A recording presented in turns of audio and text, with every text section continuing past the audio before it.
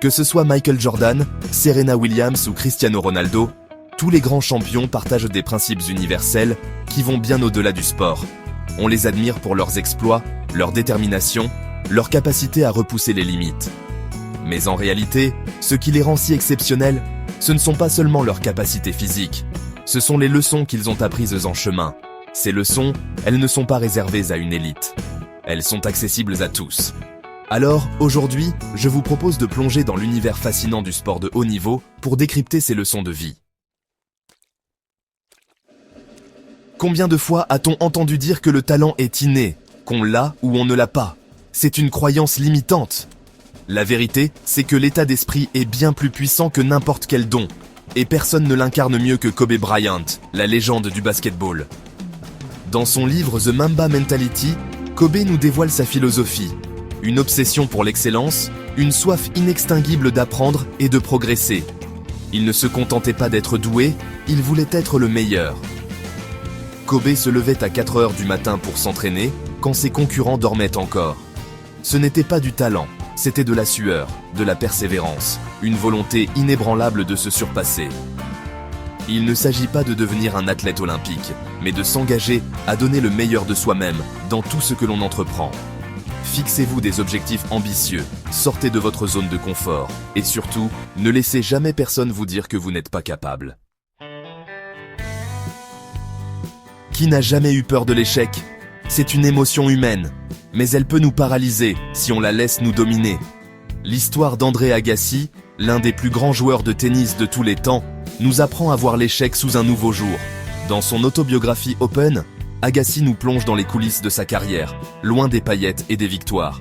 On découvre un homme qui a connu des périodes de doute, de frustration, des défaites cuisantes qui l'ont poussé au bord du gouffre.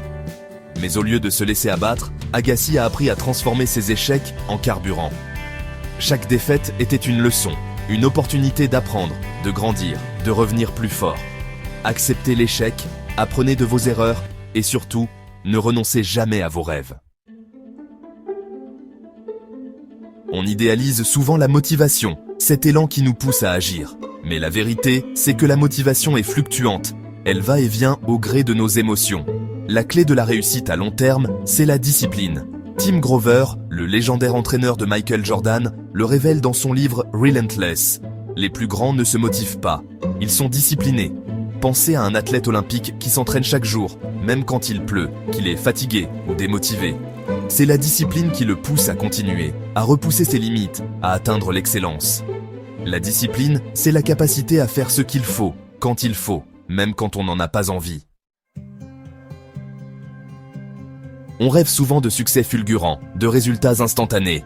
Mais la réalité, c'est que le succès est le fruit d'un travail de longue haleine, d'efforts constants et souvent invisibles.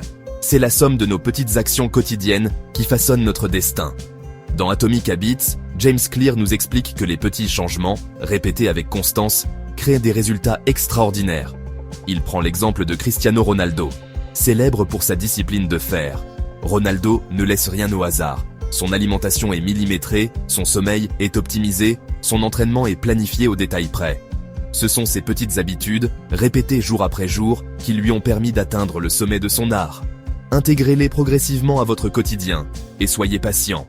Les résultats finiront par se manifester. Combien de fois s'est-on dit « Je n'en peux plus, je suis à bout ». Notre mental nous joue des tours, nous pousse à abandonner avant même d'avoir atteint nos limites.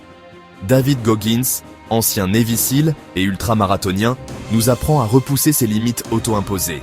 Dans son livre Can't Hurt Me, Goggins partage sa philosophie radicale. Le corps abandonne bien avant l'esprit. Il appelle cela le 40% rule. Lorsqu'on pense être à bout, on n'a utilisé que 40% de notre potentiel réel. Goggins a traversé des épreuves inimaginables, des entraînements militaires extrêmes, des ultramarathons dans des conditions désertiques. Son secret, une force mentale à toute épreuve. Bien sûr, on ne vous demande pas de devenir des Navy SEALs, mais rappelez-vous que vous êtes bien plus fort que vous ne le pensez. La prochaine fois que vous vous sentez découragé, dites-vous que vous n'avez utilisé que 40% de votre potentiel. Le sport est bien plus qu'un simple divertissement. C'est une source d'inspiration, un creuset où se forge le caractère, la résilience, l'excellence.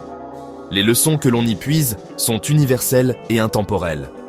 Alors, quelle est la leçon sportive qui vous inspire le plus? Est-ce la Mamba Mentality de Kobe Bryant, la résilience d'André Agassi, la discipline de Michael Jordan, la puissance des habitudes de Cristiano Ronaldo ou la force mentale de David Goggins? Dites-le moi en commentaire. Et si vous voulez découvrir plus de livres qui transforment votre manière de penser, abonnez-vous et activez la cloche pour ne pas manquer les prochaines vidéos.